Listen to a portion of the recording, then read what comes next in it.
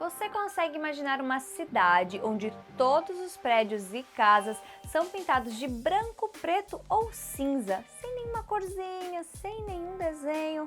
Fala sério, ia ser no mínimo sem graça, né? A nossa sorte é que a cor existe. E você sabia que as casas são pintadas e decoradas há muito tempo? Sim, a pintura mais velha já encontrada até hoje data de 45.500 anos atrás. Esse javali foi pintado pelos nossos ancestrais. Tudo indica que ele é o desenho mais antigo das famosas pinturas rupestres lá da Idade da Pedra. O desenho é uma das formas de comunicação mais antigas da história da humanidade, antecede inclusive a origem da escrita. Mas o que essas pinturas de muitos anos atrás têm a ver com as nossas casas? O que eu estou querendo dizer é que desde que encontramos registros da comunicação humana, nós, humanos, fazemos arte e colorimos as nossas casas, seja em uma pedra, como antigamente, seja nas fachadas dos prédios de hoje em dia. Então, podemos dizer que a pintura rupestre é a mãe do que conhecemos hoje como pintura mural. O surgimento do termo muralismo, a pintura feita em grandes proporções, geralmente encontrada em lugares públicos, tem muitas versões. Uns dizem que os afrescos podem ser considerados os primeiros murais da história, mas a palavra muralismo, que é considerado um movimento artístico, surgiu no México no comecinho do século XX, nos anos de 1900, logo depois da Revolução Mexicana. Pintores da época queriam homenagear os camponeses e operários que fizeram parte da Revolução, retratando a história e as conquistas do seu povo, valorizando a cultura, a educação e a arte mexicana. Mas você pode estar se perguntando, o muralismo é simplesmente pintar grandes muros? Não. O que esses artistas mexicanos queriam mesmo era levar a arte às ruas onde toda a população tivesse acesso, diferente dos museus e galerias frequentados pelas pessoas ditas da alta sociedade. Assim, prédios públicos foram pintados mostrando a história do país para que todos pudessem usufruir. A pintura e o muralismo são formas de comunicação muito democráticas. Dá para ligar os artistas mexicanos até o surgimento do grafite, né? O grafite é um dos movimentos artísticos que tem origem nos anos de 1970 em Nova York. Na época, os jovens começaram a ir às ruas deixar seus registros e inscrições, refletindo a realidade do seu cotidiano. O grafite, assim como o picho, está muito ligado à comunicação das ruas com desenhos e escritas. No Brasil, a cidade precursora dessa forma de arte foi a Terra da Garoa, mais conhecida como São Paulo. Até hoje, São Paulo é uma grande referência do grafite e do picho. Você já ouviu falar no Beco do Batman? É uma região de São Paulo cheia, mas muito cheia de grafites e virou até um ponto turístico da cidade. Mas quem são esses artistas que coloram nossas ruas com murais e grafites? Aqui no Brasil temos o Cobra, os Gêmeos, Crânio e muitos outros. Lá fora do país não podemos deixar de citar Banksy e Basquiat. Diferente das obras de arte feitas em telas, um mural não está restrito ao museu e às galerias, ele está nas ruas, alcança para todos os passantes, transforma a paisagem de uma cidade, dá cor e não restringe apenas aos artistas reconhecidos. A democracia da pintura de rua circula entre todas as culturas, da periferia ao bairro nobre, tanto no fazer quanto no consumir. É uma forma de comunicação, de expressão, de valores e também de protesto. Se aí no seu bairro ou na tua escola você está vendo um muro que está precisando de uma corzinha, de uma alegria, vem com a gente que vamos te mostrar como fazer um mural. O primeiro passo para fazer um mural, além de arrecadar a grana, que vamos pensar junto em possibilidades mais para frente, é envolver mais pessoas. Claro que você pode pintar seu muro sozinho, mas com a participação de seus irmãos, dos seus primos, do pessoal da tua rua, da escola, da igreja, dos professores, dos pais, com certeza vai ficar muito mais divertido. Se você já está pensando, nossa, não sei desenhar, não sei pintar, como é que eu vou fazer um projeto para pintar um muro? Para tudo! Vamos mostrar que com simples formas geométricas, um risquinho ali, outro aqui, é possível fazer uma arte bem bonitona. E se você não gostar do resultado, tem saída. A tinta pode ser a substituta da borracha, que apaga ou corrige um traço indesejado. Não tenha medo de errar, faz parte.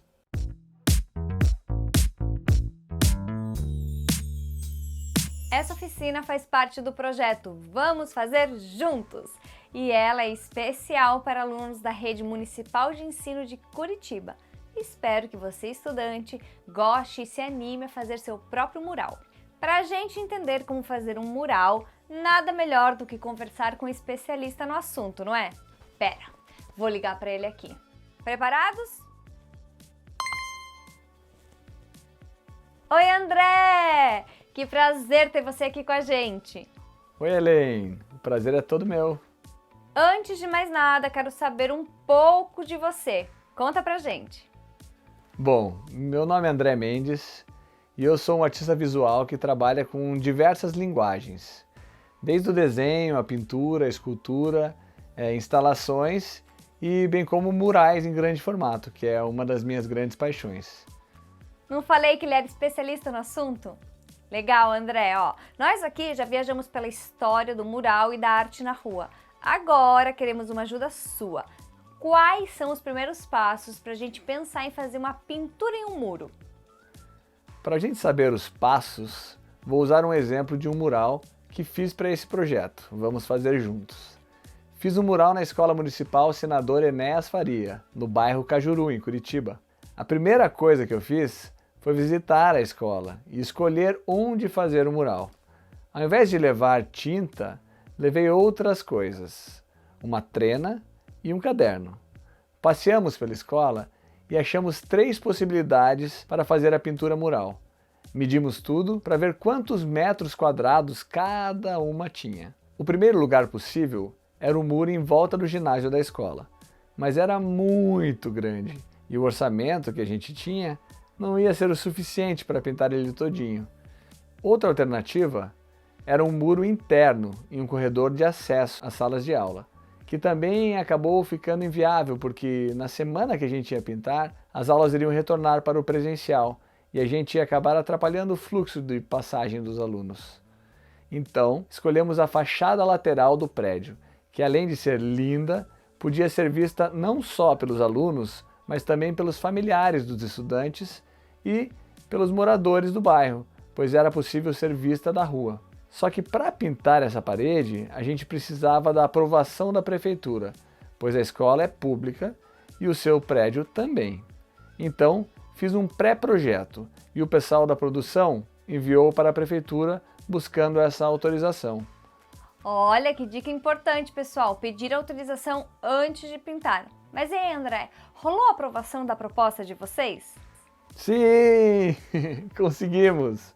É super importante, sempre antes de pintar qualquer muro, pedir autorização dos responsáveis pelo muro e apresentar a proposta. Entendi. Tá, mas me conta então como é que se faz um projeto. Ele não será só útil para autorização, tô certa? Sim, certíssima. Até porque é nesse projeto que podemos imaginar onde podemos colocar o nosso desenho, de que forma podemos fazer a composição, definir os traços, cores e ter uma ideia de como ficará o resultado final. Para fazer o projeto, a gente precisa, antes de tudo, fazer um desenho em escala, referente à parede que vamos pintar. Basta medir a parede e reproduzir as proporções em um tamanho menor. Muito difícil? Acho que aqui vale a pena pedir uma ajudinha para um professor de matemática. Pode ser muito legal. Além de aprender a fazer esse projeto, aprendemos um pouquinho de teoria na prática. E você consegue me explicar aí como é que faz essa escala do muro que você pintou? Bom, no nosso caso, a parede tinha 8 metros de altura por 5,40 de largura. No meu desenho, eu considerei 1 metro igual a 4 centímetros. Daí, fui às contas. Se tivermos uma parede de 8 metros de altura, quantos centímetros ela iria corresponder numa folha de papel? Para descobrir, uma regra de 3. Ai, ai, a matemática sempre presente. Mas agora, André, tendo a escala, hora da criação, certo? Sim, dentro dessa área, você pode desenhar o que quiser. No meu caso, eu queria desenhar alguma coisa que representasse o projeto Vamos Fazer Juntos. Então usei uma ilustração que simboliza muito bem esse projeto, que são as sobreposições de mãos. E além disso, coloquei mais algumas cores, formas e distribuí isso de uma maneira que ficasse lúdica para esse espaço.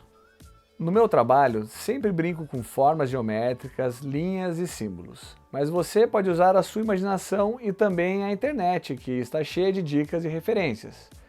Eu gosto de desenhos que brincam com equilíbrio. Então, se você está em dúvida de que cor escolher, podemos usar cores complementares. Uma ferramenta bem prática para esse processo é o círculo cromático. Se você escolher uma cor de um lado do círculo, a segunda cor pode ser a cor da outra extremidade.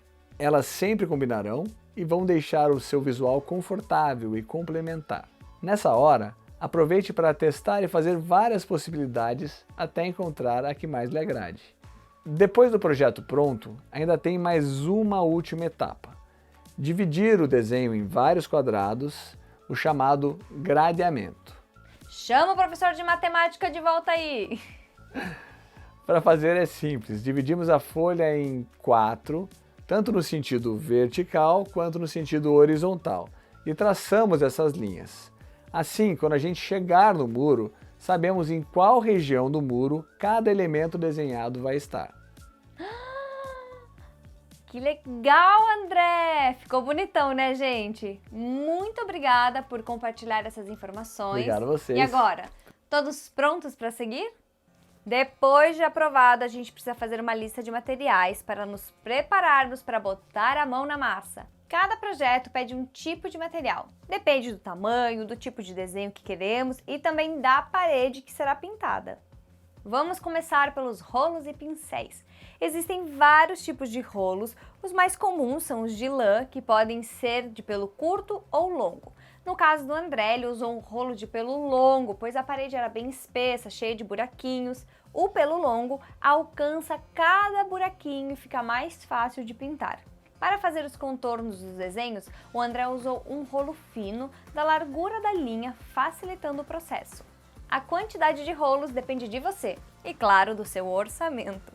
Você pode utilizar somente um rolo e limpar toda vez que trocar de cor de tinta, ou utilizar um rolo para cada cor. Já os pincéis são essenciais para fazer o acabamento, aquele capricho no contorno, e também são bem úteis para traçar linhas. No kit básico de pincéis do muralista é bom ter um pincel mais fino, tamanho de 1,5 polegadas, e um mais largo de 3 polegadas. Caso você queira fazer desenhos menores e com mais detalhes, considere ter pincéis ainda mais finos. Pincel e rolo definidos ainda vamos precisar. Para fazer linhas e retas e para fazer marcações, uma fita crepe que vai te ajudar muito. Para alcançar lugares difíceis é legal ter um extensor que pode ser um cabo de vassoura ou algo parecido. Ele também serve como uma régua e dá até para fazer círculos como se fosse um compasso. Por falar em lugares difíceis de alcançar, para você que está planejando pintar o seu primeiro mural, sugerimos que comece com muros e paredes baixas, que com uma pequena escada você consiga pintar tudo. No nosso exemplo, o muro da escola tem 8 metros de altura e o André precisou de uma plataforma elevatória e ainda de um curso específico para trabalho em altura. Certo, já temos os rolos, os pincéis, fita crepe, extensor, tá faltando alguma coisa. Mas é claro, as tintas. Já escolhemos as cores no projeto, certo? Para definir exatamente os tons, vale ir em uma loja de tintas e ver os catálogos de cores. São muitas e muitas variações de cores, então você escolhe a que mais se aproxima da cor que você deseja. E é importante anotar o código, a marca e o nome das escolhidas. Nessa hora, você também aproveita para pesquisar os preços. A tinta ideal para fazer um painel no concreto ou na madeira é tinta acrílica fosca. Tá, mas e a quantidade? Quantas latas vamos precisar? O rendimento das tintas, ou seja, quantos metros quadrados podem ser pintados por cada lata, está sempre descrito na embalagem. Professora de matemática, corre aqui me ajudar nas contas. Quem diria que a professora de matemática seria tão importante para pintar um mural artístico? No básico já dá para imaginar, né? O fundo, ó, vai demandar mais tinta, mas caso a parede esteja em boas condições e da cor desejada, não é preciso repintar toda a parede com a tinta no fundo. Para pequenos detalhes, uma lata pequena de 800 ml provavelmente seja suficiente. Tintas definidas. Acabou? Não. Precisamos de bandejas ou caçambas para as nossas tintas. As bandejas são para pequenas quantidades e as caçambas dá para colocar um montão de tinta. Veja aí o que o seu projeto demanda. Ah, dica preciosa! É bom levar também uma vassoura para limpeza e pedaços de papelão para forrar o chão. Retomando nossa lista: rolo, pincéis, fita crepe, extensor, tintas, lona ou papelão, bandejas, vassoura de limpeza e aquele, ó, traje que dá para sujar. Nossa, quanta coisa! Agora é só ir na loja e comprar. Pera aí. Mas isso custa dinheiro. Lembra que lá no começo do vídeo a gente falou que envolver mais pessoas no projeto é super importante? Elas também podem ajudar a dar uma força para arrecadar a grana para esse projeto sair do papel. Vocês podem fazer um evento aí na sua escola ou na sua comunidade para arrecadar os famosos fundos. Ou, quem sabe, uma rifa. Dá para pedir para as pessoas envolvidas ajudarem fazendo uma vaquinha. O segredo é, quanto mais pessoas estiverem envolvidas no projeto, mais chances vocês terão de arrecadar o dinheiro. Com o dinheiro em mãos e a nossa lista na outra, é hora de ir às compras, finalmente, e colocar a mão na massa. O próximo passo é agendar os dias de nossa pintura, principalmente se for uma área externa, afinal, não é possível pintar na chuva. Já pensou? Pintar, chover e a tinta escorrer por todo o mural? Ia dar muito trabalho para ser consertado. Ideal é ver a previsão do tempo e escolher dias mais secos. No nosso exemplo, o André demorou 5 dias para finalizar o mural. O primeiro foi somente para pintar o fundo, retocar o branco. Os outros 4 ficaram com o desenho em si. Vamos ver como foi? Antes de chegar por lá, vale lembrar, a tinta mancha, então é bom lembrar de ir com uma roupa que possa sujar. O André ensinou uma coisa legal também, ele usa a camisa do lado do avesso. Ah, o calçado também vai sofrer ação da tinta, então melhor separar um tênis velho, né? Com sol, use boné e protetor solar. Projeto impresso, roupa que pode sujar e dia de sol. Na preparação, varrer o muro, não queremos nada melecado e forrar o chão, evitando o contato dele com a tinta que pode respingar. Hora da tinta. Algumas tintas são mais grossas que outras. Repara que a tinta branca escolhida é bem espessa, quase uma massa. Então, ela demanda uma grande quantidade de água. Para saber direitinho quanto colocar, confere na lata de cada tinta. Mistura tudo com um galho ou algo parecido até que a água se dissolva na tinta. Pronta para o uso. Com um rolo grande, molhe na tinta, tire o excesso e partiu parede! Use movimentos verticais levemente inclinados. Dá para começar pela parte grande e deixar os acabamentos, como cantos de chão e teto, para o final. Tinta branquinha seca, é hora de conferir no projeto que planejamos. Dá para só imaginar o gradeamento ou até mesmo fazer pequenas marcações na parede para se orientar. Se usar tinta para isso, lembre-se de usar uma cor clara para poder cobrir facilmente depois. Você também pode utilizar uma fita. Definida a distribuição dos elementos no mural, é hora de efetivamente começar a desenhar. Mas por onde começar? Uma dica: repare no seu projeto o que está desenhado no fundo e o que está por cima de tudo. No exemplo, as mãos vão ser desenhadas por último, pois elas sobrepõem todos os outros elementos e formas geométricas. Veja também que este círculo amarelo está atrás desse retângulo vermelho, então o ideal é pintar o círculo antes. E como fazer um círculo? Bora ver como o André fez? Usando o extensor como compasso. Grande sacada! Para saber se o círculo está legal e todos os demais elementos do mural, é legal sempre se afastar da pintura e ver como ela está ficando. Nada como ter distância para poder ver melhor as coisas. Outro jeito de fazer um círculo é assim, direto com o rolo. O André carimbou a parede 3 vezes na vertical e 3 vezes na horizontal, formando uma cruz. Aí pintou seguindo as extremidades das marcações. O próximo elemento escolhido para a pintura foi essa forma azul feita à mão livre. O mais importante aqui é considerar as proporções que estão no desenho.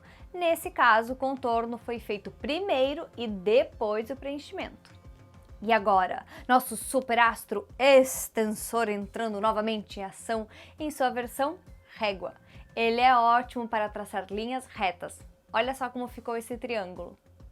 Não esqueça de sempre ver o desenho de longe.